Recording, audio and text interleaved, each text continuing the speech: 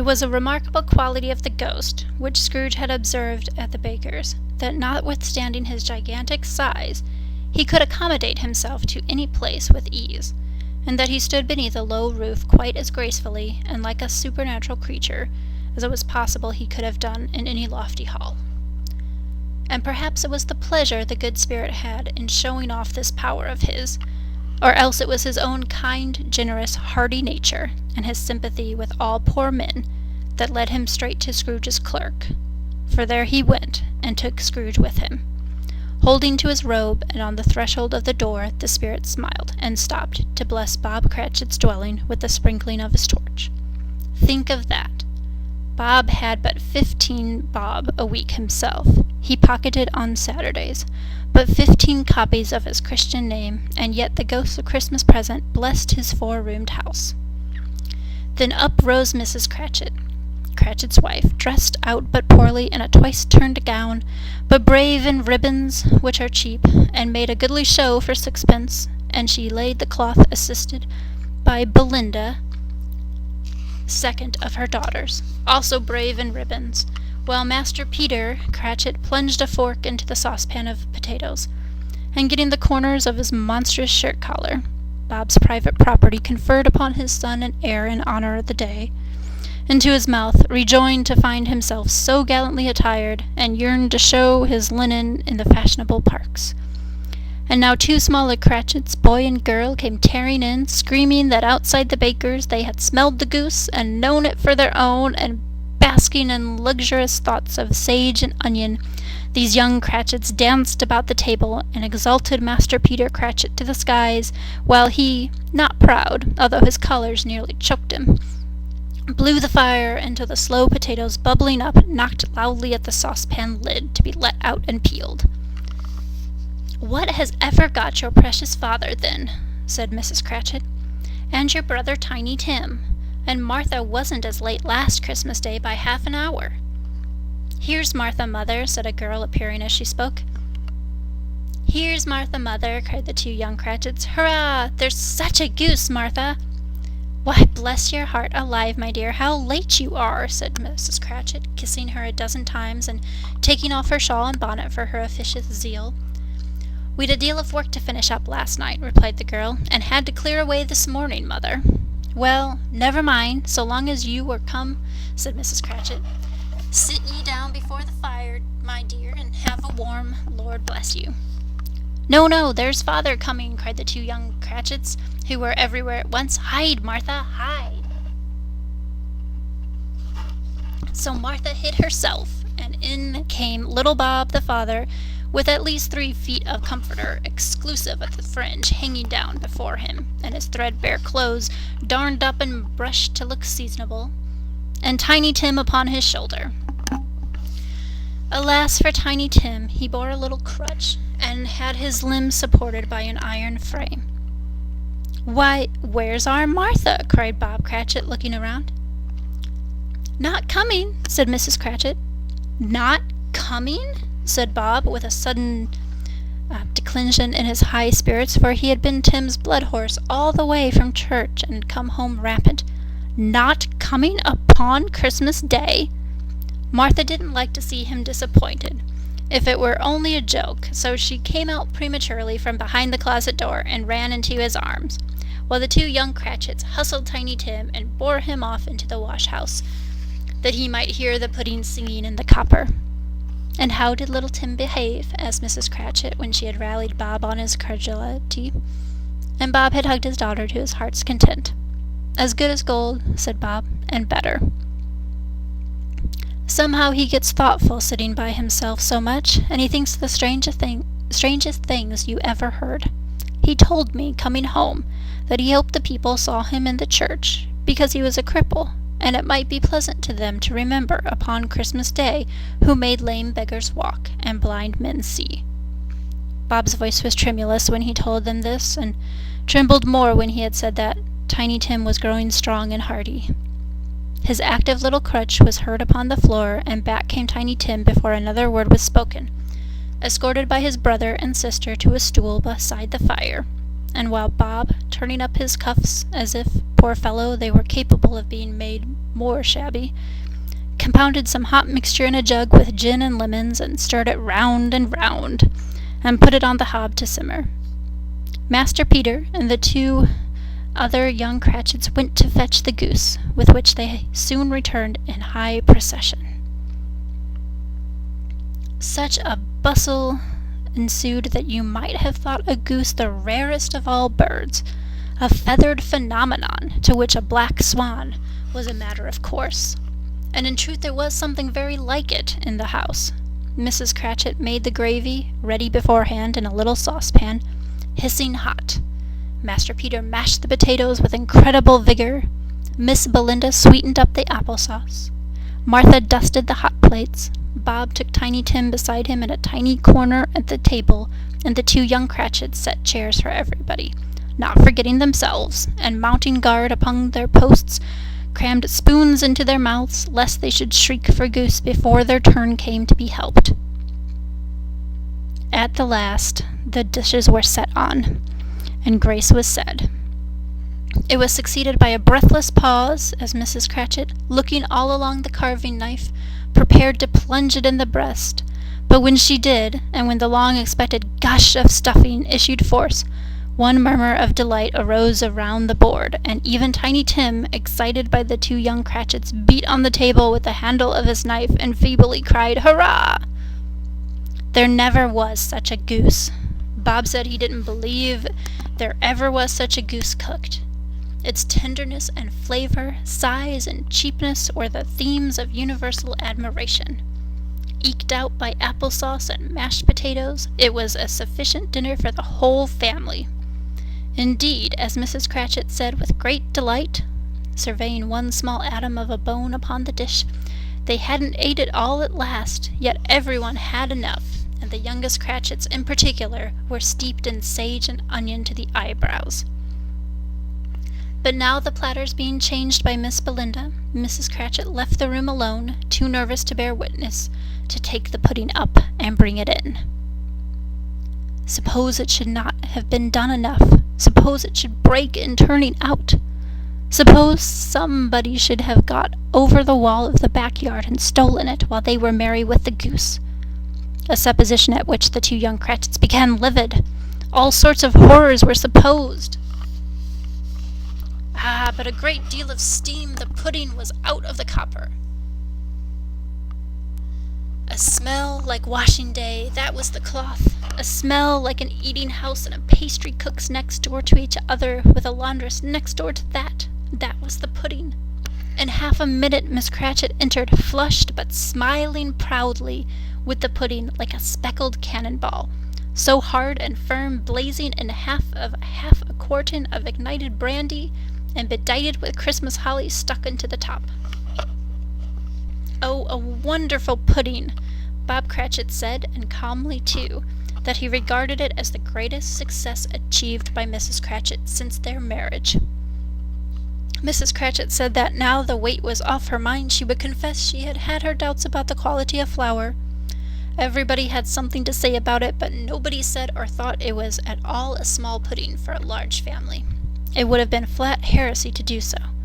Any Cratchit would have blushed to hint at such a thing. At last the dinner was done. The cloth was cleared, the hearth swept, and the fire made up. The compound in the jug being tasted and considered perfect, apples and oranges were put upon the table, and a shovelful of chestnuts on the fire. Then all the Cratchit family drew round the hearth in what Bob Cratchit called a circle, meaning half a one, and at Bob Cratchit's elbow stood the family display of glass, 2 tumblers and a custard cup without a handle. These held the hot stuff from the jug, however, as well as golden goblets would have done, and Bob served it out with beaming looks, while the chestnuts on the fire sputtered and crackled noisily. Then Bob proposed, "A Merry Christmas to us all, my dears, God bless us," which all the family re-echoed. "God bless us, every one," said Tiny Tim, the last of all. He sat very close to his father's side upon his little stool. Bob held his withered little hand in his, as if he loved the child, and wished to keep him by his side, and dreaded that he might be taken from him. "Spirit," said Scrooge. with an interest he had never felt before. "Tell me if Tiny Tim will live." "I see a vacant seat," replied the ghost, "in the poor chimney corner, and a crutch without an owner, carefully preserved. If these shadows remain unaltered by the future, the child will die." "No, no," said Scrooge. "Oh, no, kind spirit. Say he will be spared." "If these shadows remain unaltered by the future, none other of my race," returned the ghost, "will find him here. What then? If he be like to die, he had better do it, and decrease the population." Scrooge hung his head to hear his own words quoted by the spirit, and was overcome with penitence and grief. "Man," said the ghost, "if man you be in heart, not adamant, forbear that wicked cant until you have discovered what the surplus is, and where it is. Will you decide what men shall live, what men shall die? It may be that in the sight of heavens you are more worthless and less fit to live than the millions like this poor man's child. O God, to hear the insect on the leaf pronouncing on the too much life among his hungry brothers in the dust." Scrooge bent before the ghost's rebuke, and trembling cast his eyes upon the ground. But he raised them speedily on hearing his own name. "Mr. Scrooge," said Bob. "I give you Mr. Scrooge, the founder of the feast." "The founder of the feast, indeed!" cried Mrs. Cratchit, reddening. "I wish I had him here. I'd give him a piece of my mind to feast upon, and I hope he'd have a good appetite for it." "My dear," said Bob, "the children. Christmas Day." "It should be Christmas Day, I am sure, on which one drinks the health of such an odious, stingy, hard, unfeeling man as Mr. Scrooge." "You know he is, Robert. Nobody knows it better than you do, poor fellow." "My dear," was Bob's mild answer, "Christmas Day." "I'll drink to his health for your sake and the Day's," said Mrs. Cratchit. "Not for his. Long life to him, a Merry Christmas and a Happy New Year. He'll be very merry and very happy, I have no doubt." The children drank the toast after her. It was the first of the proceedings which had no heartiness in it. Tiny Tim drank it last of all, but he didn't care twopence for it. Scrooge was the ogre of the family. The mention of his name cast a dark shadow on the party, which was not dispelled for full 5 minutes. After it passed away, they were 10 times merrier than before, from the mere relief of Scrooge the baleful being done with. Bob Cratchit told them how he had had a situation in his eye for Master Peter, which would bring in, if obtained, full 5 and 6 pence weekly.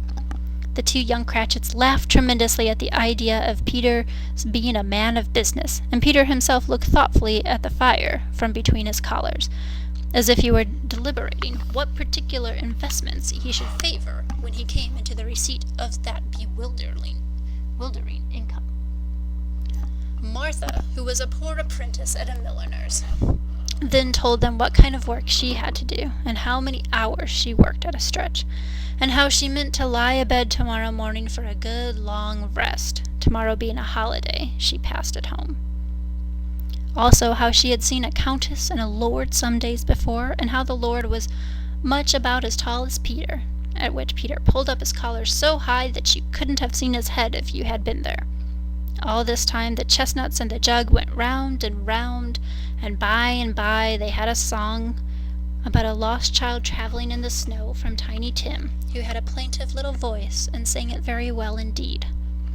There was nothing of high mark in this. They were not a handsome family. They were not well dressed. Their shoes were far from being waterproof. Their clothes were scanty, and Peter might have known, and very likely did, the inside of a pawnbroker's. But they were happy, grateful, pleased with each other, and contented with the time. And when they faded, and looked happier yet in the bright sprinklings of the spirit's torch at parting, Scrooge had his eye upon them, and especially on Tiny Tim, until the last.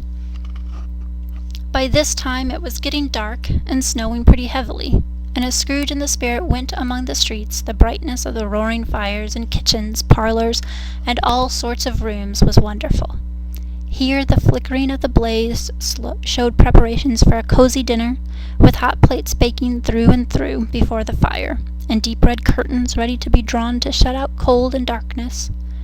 There all the children of the house were running out into the snow to meet their married sisters, brothers, cousins, uncles, aunts, and be the first to greet them.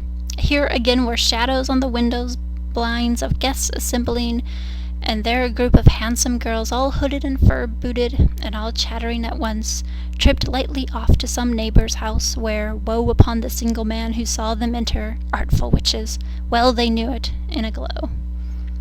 But if you had judged from the numbers of people on their way to friendly gatherings, you might have thought that no one was at home to give them welcome when they got there.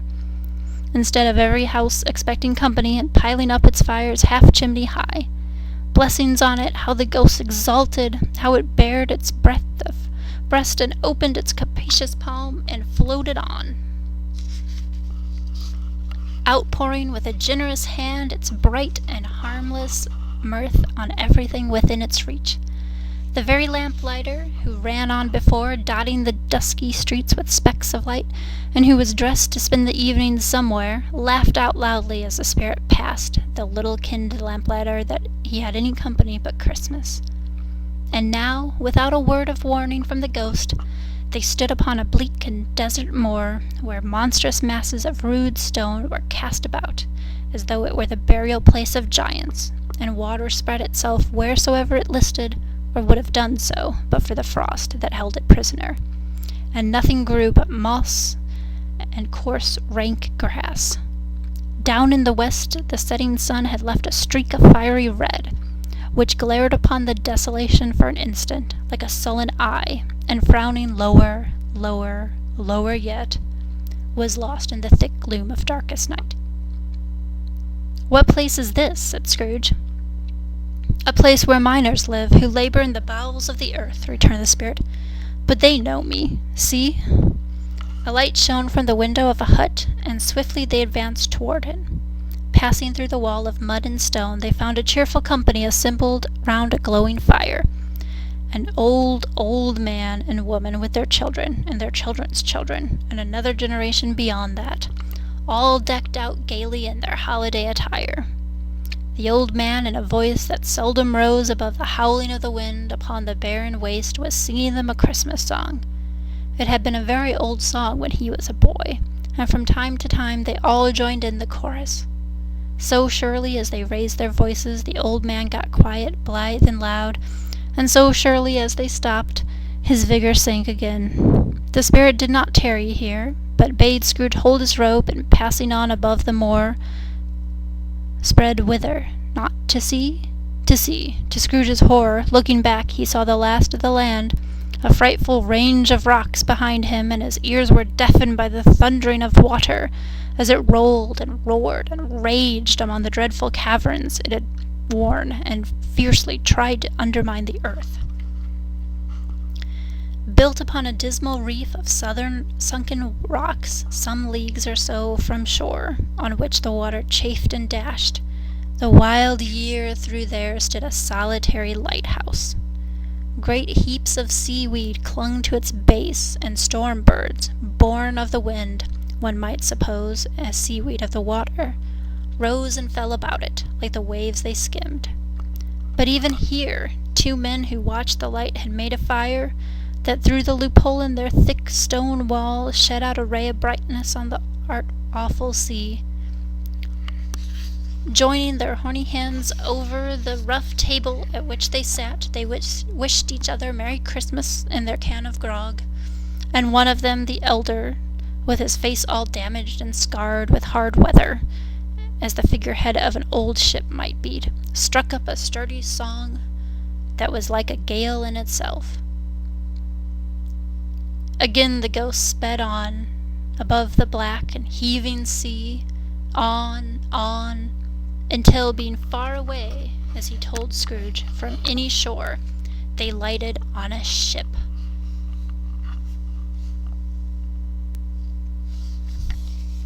They stood beside the helmsman at the wheel, the lookout in the bow, the officers who had the watch, dark, ghostly figures in their several stations. but every man among them hummed a Christmas tune, or had a Christmas thought, or spoke below his breath to his companion of some bygone Christmas day, with homeward hopes belonging to it. And every man on board, waking or sleeping, good or bad, had a kinder word for one another on that day in the year, and had shared to some extent in its festivities, and had remembered those he cared for at a distance, and had known that they delighted to remember him. It was a great surprise to Scrooge, while listening to the moaning of the wind, and thinking what a solemn thing it was to move on through the lonely darkness over an unknown abyss, whose depths were secret as profound as death. It was a great surprise to Scrooge, while thus engaged, to hear a hearty laugh. It was a much greater surprise to Scrooge to recognize it as his own nephew's, and to find himself in a bright, dry, gleaming room, with the Spirit standing smiling by his side, and looking at the same nephew with approving affability. "Ha ha!" laughed Scrooge's nephew. "Ha ha ha! If you should happen, by any unlikely chance, to know a man more blessed in a laugh than Scrooge's nephew, all I can say is, I should like to know him too. Introduce him to me, and I'll cultivate his acquaintance. It is a fair, even-handed, noble adjustment of things, that, while there is an infection in disease and sorrow, there is nothing in the world so irresistibly contagious as laughter and good humor." When Scrooge's nephew laughed in this way, holding his sides, rolling his head, and twisting his face into the most extravagant contortions, Scrooge's niece by marriage laughed as heartily as he, and their assembled friends, being not a bit behind, roared out lustily, "Ha ha ha ha ha! He said that Christmas was a humbug, as I live!" cried Scrooge's nephew. "He believed it, too." "More shame for him, Fred," said Scrooge's niece indignantly. "Bless those women, they never do anything by halves. They are always in earnest." She was very pretty, exceedingly pretty, with a dimpled, surprised-looking capital face, a ripe little mouth that seemed made to be kissed, as no doubt it was, all kinds of good little dots about her chin that melted into one another when she laughed, and the sunniest pair of eyes you had ever seen. Although she was what you would have called provoking, you know, but satisfactory, too. Oh, perfectly satisfactory. "He's a comical old fellow," said Scrooge's nephew. "That's the truth, and not so pleasant as he might be. However, his offences carry their own punishment, and I have nothing to say against him." "I'm sure he is very rich, Fred," hinted Scrooge's niece. "At least you always tell me so." "What of that, my dear?" said Scrooge's nephew. "His wealth is no use to him. He doesn't do any good with it. He doesn't make himself comfortable with it. He hasn't the satisfaction of thinking that he is ever going to benefit us with it." "I have no patience with him," observed Scrooge's niece. Scrooge's niece's sisters and all the other ladies expressed the same opinion. "Oh, I have," said Scrooge's nephew. "I am sorry for him. I couldn't be angry with him if I tried. Who suffers by his ill whims? Himself, always. Here he takes it into his head to dislike us, and he won't come and dine with us. What's the consequences? He doesn't lose much of a dinner." "Indeed, I think he loses a very good dinner," interrupted Scrooge's niece. Everybody else said the same, and they must be allowed to have been competent judges, because they had just had dinner, and, with dessert upon the table, were clustered round the fire by lamplight. "Well, I'm very glad to hear it," said Scrooge's nephew, "because I haven't any great faith in these young housekeepers. What do you say, Topper?" Topper had clearly got his eye upon one of Scrooge's niece's sisters, for he answered that a bachelor was a wretched outcast, who had no right to express an opinion on the subject. Whereat Scrooge's niece's sister, the plump one with the lace tucker, not the one with the roses, blushed. "Do go on, Fred," said Scrooge's niece, clapping her hands. "He never finishes what he begins to say. He is such a ridiculous fellow." Scrooge's nephew revelled in another laugh, and as it was impossible to keep the infection off, though the plump sister tried very hard to do it with vinegar, his example was unanimously followed. "I was only going to say," said Scrooge's nephew, "that the consequences of taking a dislike to us, and not making merry with us, is, as I think, that he loses some pleasant moments, which could do him no harm. I am sure he loses pleasanter companions than he can find in his own thoughts, either in his mouldy old office or his dusty chambers. I mean to give him the same chance every year, whether he likes it or not, for I pity him. He may rail at Christmas till he dies, but he can't help thinking better of it. I defy him. If he finds me going there in good temper year after year and saying, 'Uncle Scrooge, how are you?' If it only puts him in the vein to leave his poor clerk £50, that's something, and I think I shook him yesterday." It was their turn to laugh now at the notion of him shaking Scrooge, but being thoroughly good-natured and not much caring what they laughed at, so they laughed at any rate. He encouraged them in their merriment, and passed the bottle joyously. After tea they had some music, for they were a musical family, and knew what they were about when they sung a glee or catch. I can assure you, especially Topper, who could growl away in the bass like a good one, and never swell the large veins in his forehead, or get red in the face over it. Scrooge's niece played well upon the harp, and played, among other tunes, a simple little air which had been familiar to the child who fetched Scrooge from the boarding school, as he had been reminded by the ghost of Christmas past. When this strain of music sounded, all the things the ghost had shown him came upon his mind. He softened more and more, and thought that if he could have listened to it often, years ago, he might have cultivated the kindness of life for his own happiness with his own hands, without resorting to the sexton's spade that buried Jacob Marley. But they didn't devote the whole evening to music. After a while they played at forfeits, for it is good to be children sometimes, and never better than at Christmas, when its mighty founder was a child himself. Stop, there was first a game at Blind Man's Buff? Of course there was. And I no more believe Topper was really blind than I believe he had eyes in his boots. My opinion is that it was a done thing between him and Scrooge's nephew, and that the ghost of Christmas present knew it. The way he went after that plump sister in the lace tucker was an outrage on the credulity of human nature, knocking down the fire irons, tumbling over the chairs, bumping up against the piano, smothering himself among the curtains. Wherever she went, there went he. He always knew where the plump sister was. He couldn't catch anybody else. If you had fallen up against him, as some of them did, on purpose, he would have made a feint of endeavoring to seize you, which would have been an affront to your understanding, and would instantly have sidled off in the direction of the plump sister. She often cried out that it wasn't fair, and it really was not. But when at last he caught her, when, in spirit of her silken rustlings and her rapid flutterings past him, he got her into a corner whence there was no escape, then his conduct was the most execrable.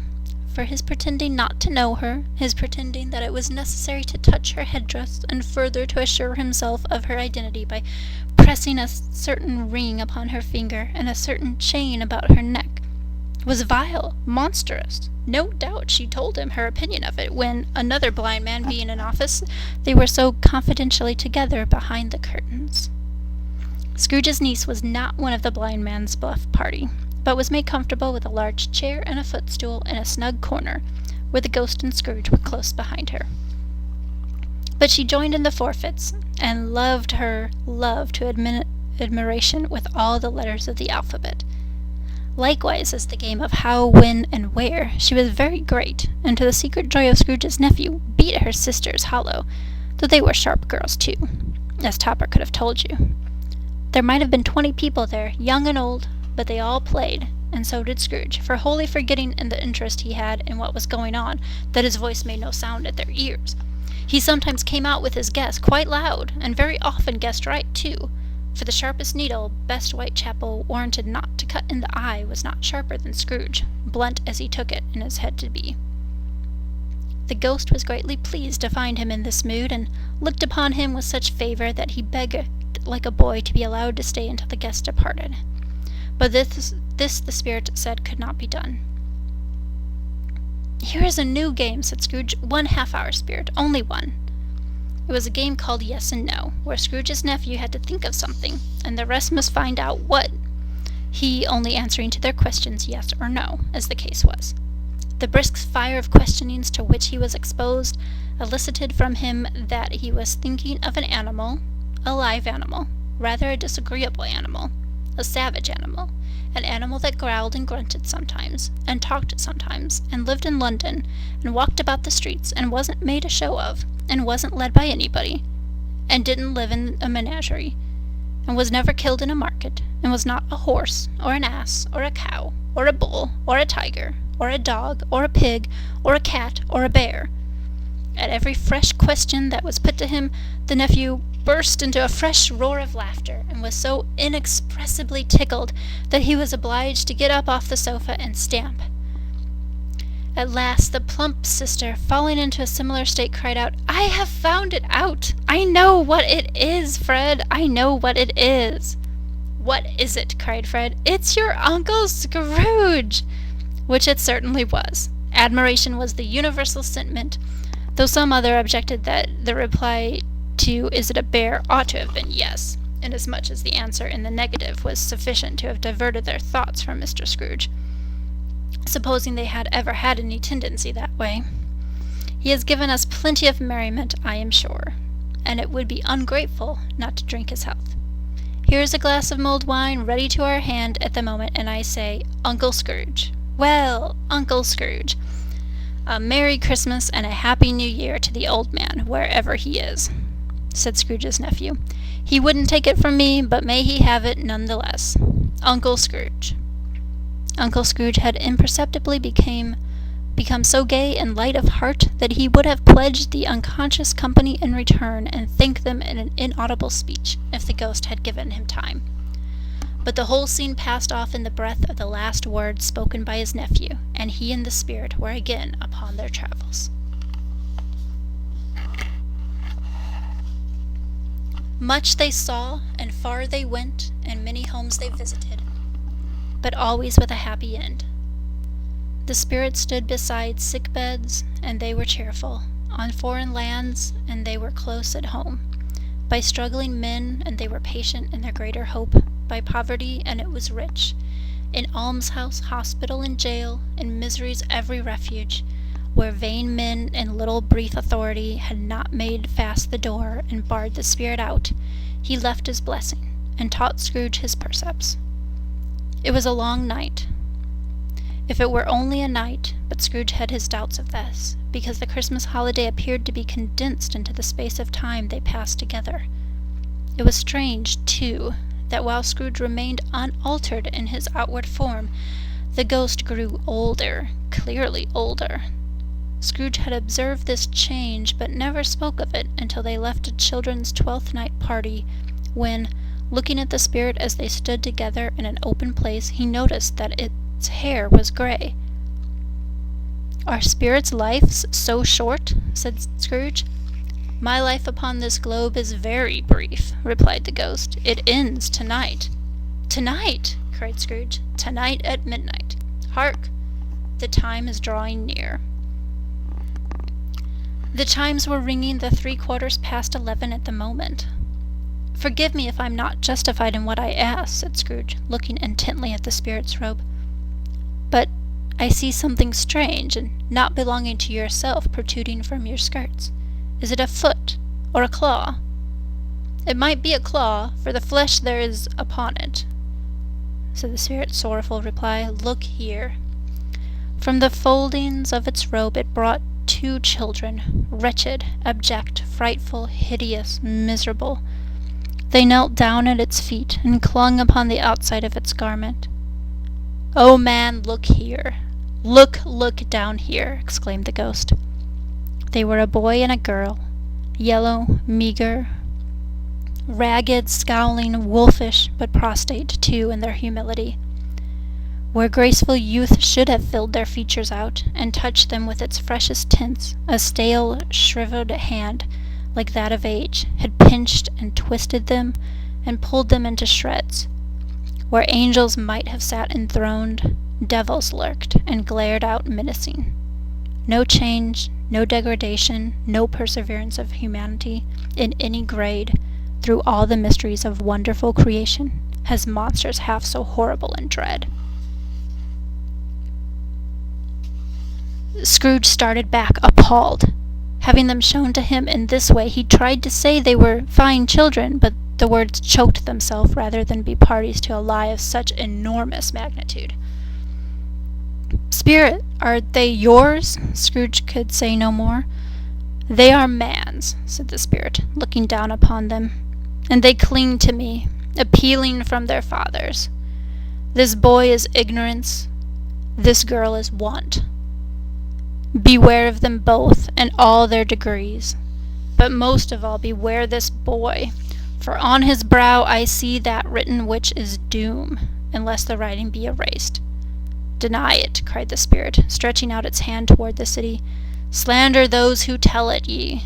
Admit it for your facetious purpose, and make it worse, and bide the end." "Have they no refuge or resource?" cried Scrooge. "Are there no prisons?" said the spirit, turning on him for the last time with his own words. "Are there no workhouses?" The bell struck 12. Scrooge looked about him for the ghost and saw it not. As the last stroke ceased to vibrate, he remembered the prediction of old Jacob Marley, and lifting his eyes beheld a solemn phantom, draped and hooded, coming like a mist along the ground toward him.